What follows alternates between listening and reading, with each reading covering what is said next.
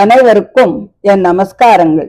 25வது அத்தியாயத்துல புரஞ்சனோபாகியானத்தை பத்தி பார்த்தோம். இந்த 26வது அத்தியாயத்துல புரஞ்சனன் வேட்டையாட போறத பத்தி சொல்றார். என்ன சொல்றாருன்னு பார்க்கலாம். ஓம் நமோ பகவதே வாசுதேவாய. அத ஷட்விம்சோऽध्यायः. நாரத உவாச்ச स एकदा महेश्वासो रतं पञ्चाश्वम् आशुभम् द्विषम् द्विचक्रम् एकाक्षम् त्रिवेणुम् पञ्चबन्धुरम् एकरश्मि एकदमनम् एकनीडम् द्विकूभरम् पञ्चप्रहरणम् सप्त वरूतम् पञ्चविक्रमम् हैमोपस्करमारुह्य स्वर्णवर्माक्षयेषुभिः एकादश समूनातः पञ्चप्रस्थम् अगाध्वनम् चचार मृगयां तत्र दृप्तात्तेषु कार्मुकः विहाय जायाम् अतदर्हाम्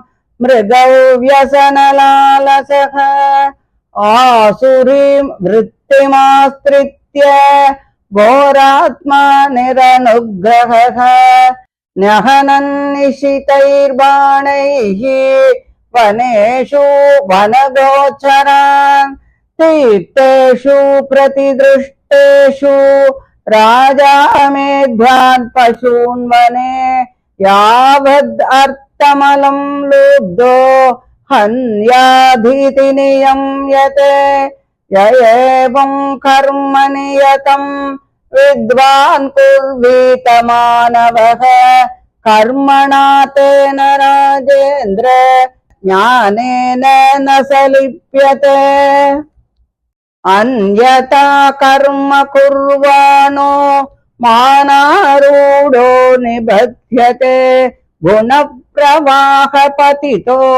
नष्टप्रज्ञो व्रजत्यदः तत्र निर्भिन्नगात्राणाम् चित्रवाजैशिलीमुखैः विप्लवो भूद्दुःखितानाम्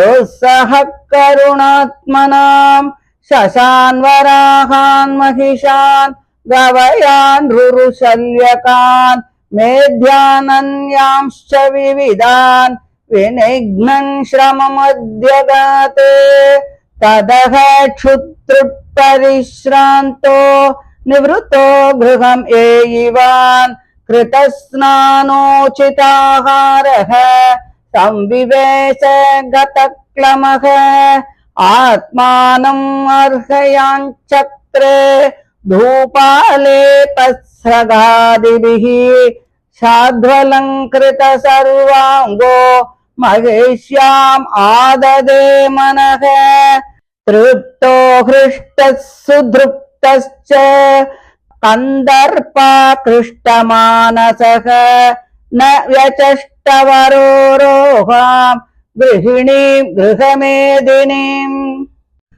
अन्तःपुरस्त्रियो अपृच्छत् विमना इव वेदिशत् अपि वक्कुशलम् रामाः ह्येश्वरीणाम् यथा पुरा न ततैतर्हि रोचन्ते गृहेषु गृहसम्पदः यदि न स्याद् गृहे माता पत्नी वा पतिदेवता व्यङ्गे रत इव प्राज्ञः को नामासीत धीनवते क्व वर्तते साललना मञ्जन्तं व्यसनार्णवे यामाम् उद्धरते प्रज्ञाम् दीपयन्ती पदे पदे रामा ऊचुः नरनाथ न जानीमः तत्प्रिया यद्व्यवस्यति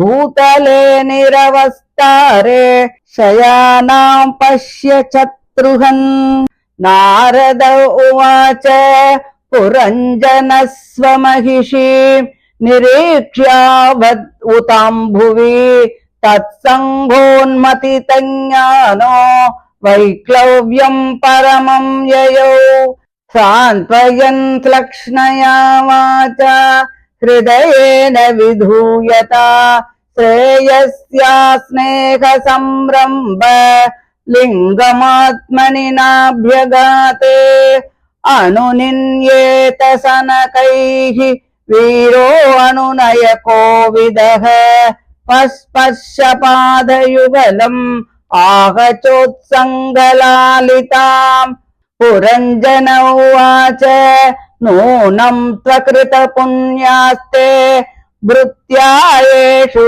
ईश्वरात् शुभे कृतागस्वात्मसात् कृत्वा शिक्षादण्डम् न युञ्जते परमो अनुग्रहो दण्डो भृत्येषु प्रभुनार्पितः बालो न वेद तत्तन्वी बन्धुकृत्यम् अमर्षणः सात्वम् मुखम् सुदति शुभ्रु अनुरागभार व्रीडा विलम्ब विलसत् हसितावलोकम् लीलालकालिभिरुपस्कृतमुन्नसम् नः स्वानाम् प्रदर्शय मनस्विनि वल्गुवाक्यम् तस्मिन् ददेदममहम् तव वीरपत्नी योऽन्यत्र भूसुरकुलात् कृतकिल्बिषस्तम् पश्येन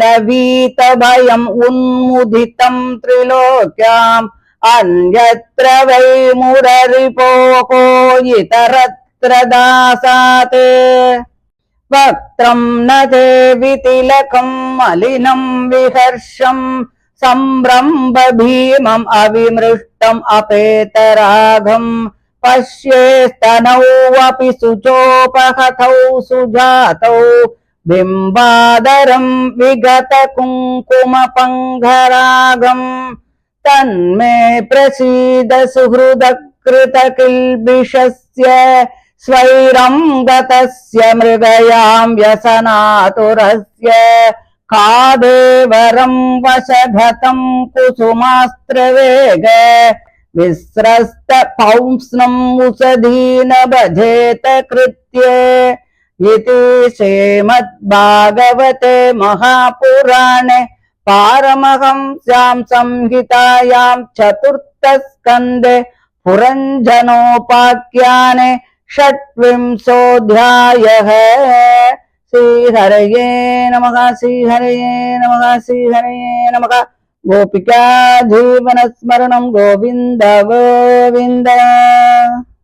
நாரதர் சொல்றார், மகாவீரனான அந்த புரஞ்சனன் ஒரு சமயம் வேட்டையாடணும் அப்படின்னு ஒரு ஆசை ஏற்பட்டதுனால ரதத்தின் மேல ஏறிண்டு பஞ்சப்பிரஸ்தம் அப்படின்னு சொல்லக்கூடிய ஒரு வனத்துக்கு போறான்.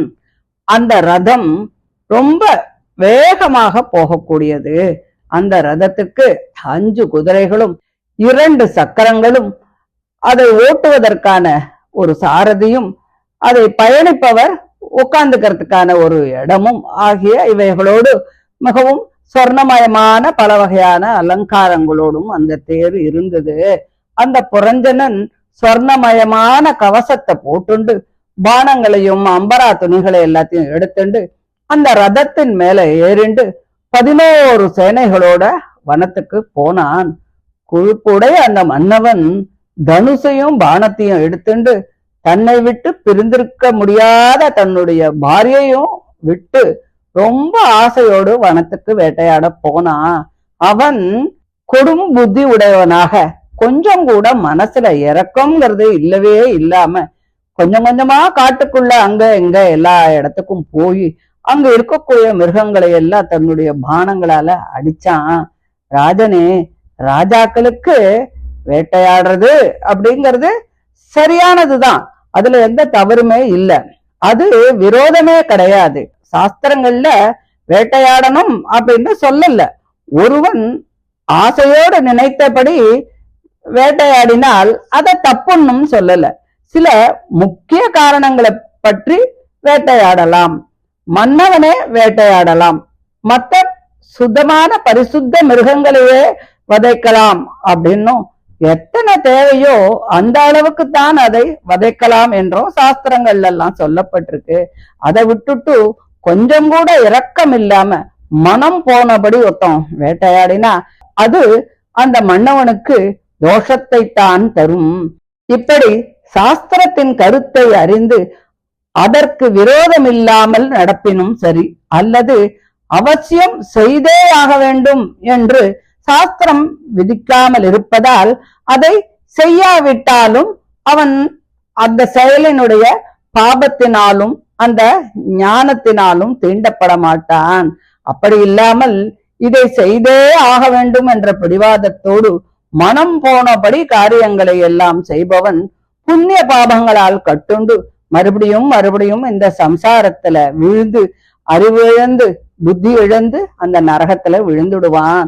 அதனால அந்த மன்னன் கொடுமதி உடையவனாக மனம் போனபடியெல்லாம் வேட்டையாடினது ஒரு குற்றம்தானே.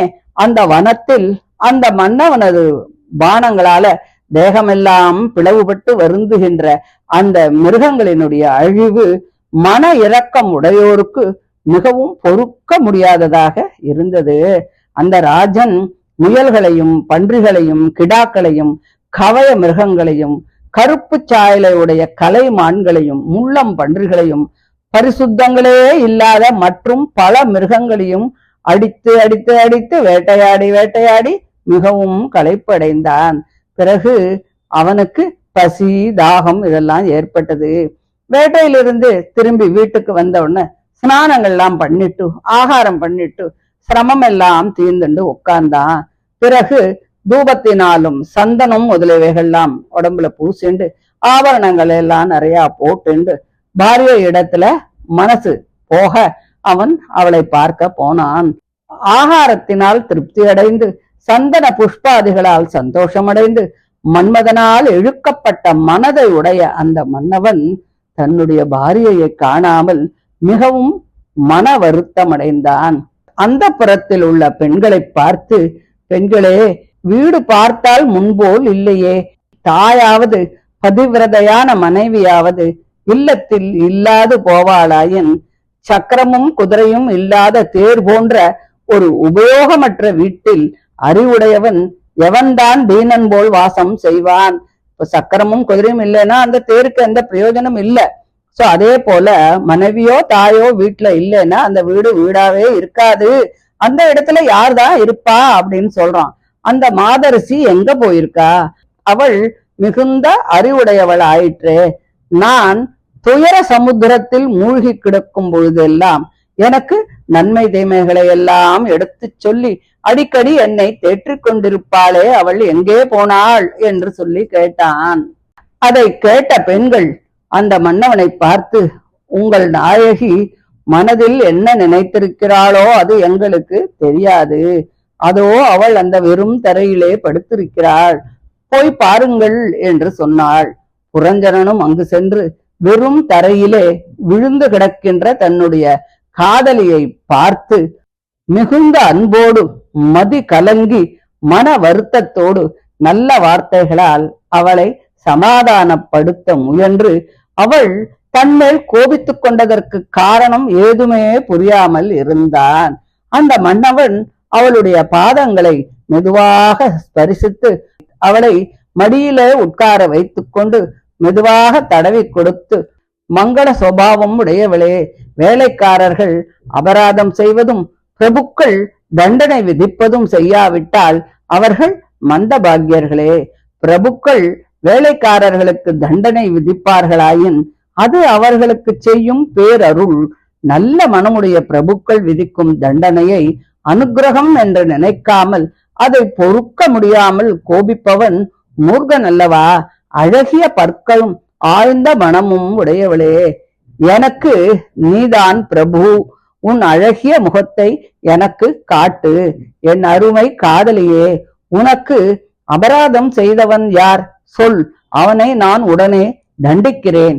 ஆனால் அவன் பிராமண குலத்தவனாகவோ அல்லது ஸ்ரீ மகாவிஷ்ணுவின் தாசனாகவோ இருந்தால் அவனை நான் தண்டிக்க மாட்டேன்.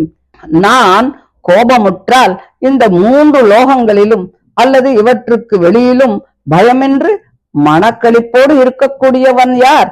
அப்படிப்பட்டவன் எவனும் எனக்கு தெரியவில்லை. உன் முகத்திலே திலகமில்லாமல் இருக்கின்றாயே, இப்படி நான் உன்னை ஒரு நாளும் பார்த்ததில்லையே.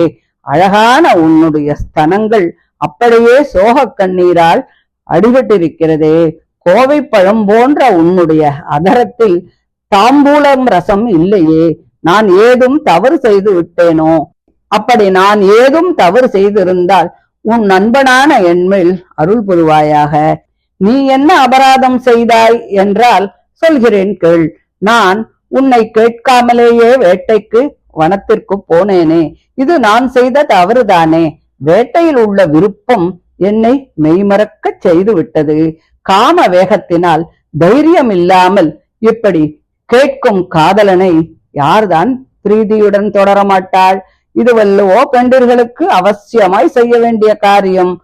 ஆகையால் நீ கோபத்தை துறந்துவிட்டு என் மீது அருள் புரிவாயாக என்று புரஞ்சனன் சொன்னான் என்று சொல்லி இந்த 26வது அத்தியாயம் முடிகிறது.